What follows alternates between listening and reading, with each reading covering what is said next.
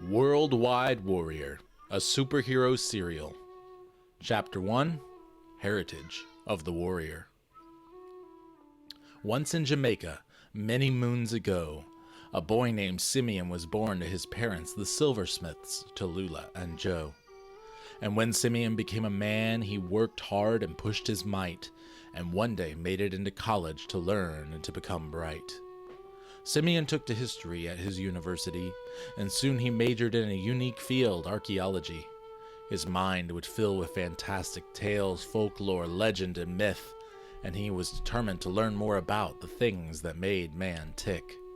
When Simeon graduated, he was sent to see the ruins in the Arizona reservation known as Fort Apache. When he arrived in Arizona, he met the family that he'd be staying with for quite a while, and they took him into their flat. The family was very kind to him, though he'd come so very far, and the patriarch of this Apache family was a man named Itsachu Star. Itsachu had a wife and 2 children. One was already a man. Itsachu prized his family like gold, like diamonds he valued his clan. His wife was named Salali, and she was Cherokee. Her son was strong and very brave, and his name was Nahari. Then Itsachu's daughter, who was only 13, Rayan was her given name, and she had skin like a coffee bean. For 2 months, Simeon stayed in their home, and Rayan cared for him well. She listened to all of Simeon's stories and asked for more to tell. But shortly after his 2nd month, the stars got dreadful news. Nahari was drafted into the army. To Vietnam stepped his boots. Another 2 months went by with Simeon winding down his stint of research on reservation. He would soon leave this town.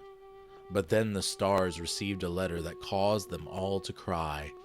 For in the war with Vietnam, Nahari was shot and died. Simeon stayed for a few days to help console his friends.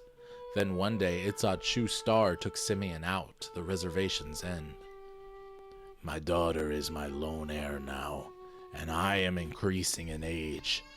She is very fond of you, Simeon, and it would not be a disgrace.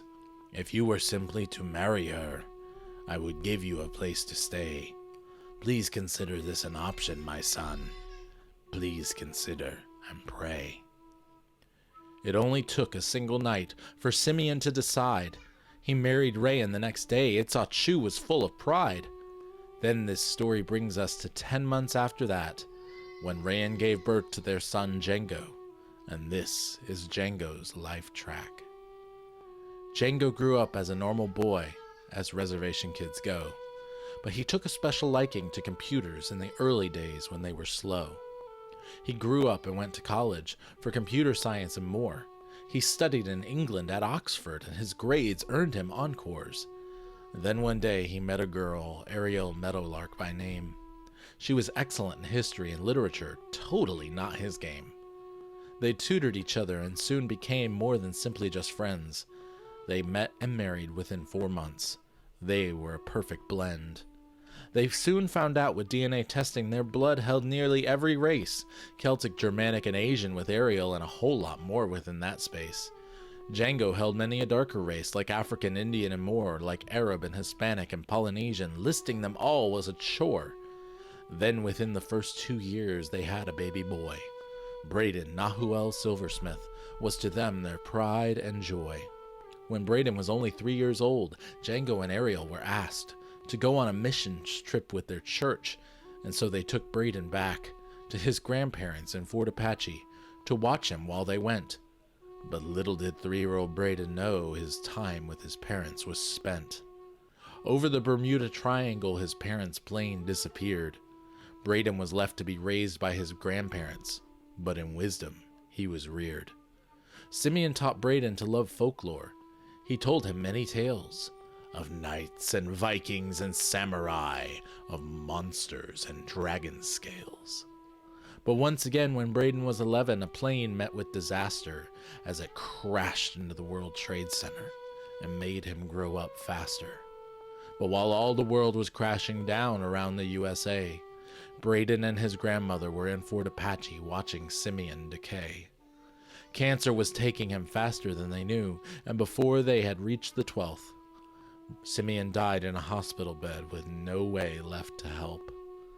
Rayan comforted Braden a while, but then they had to move on. She got a job teaching in LA, so to California they were drawn. She raised Braden alone for 9 years, maintaining love in their hearts. She raised Braden to be a warrior, and this is where our story truly starts.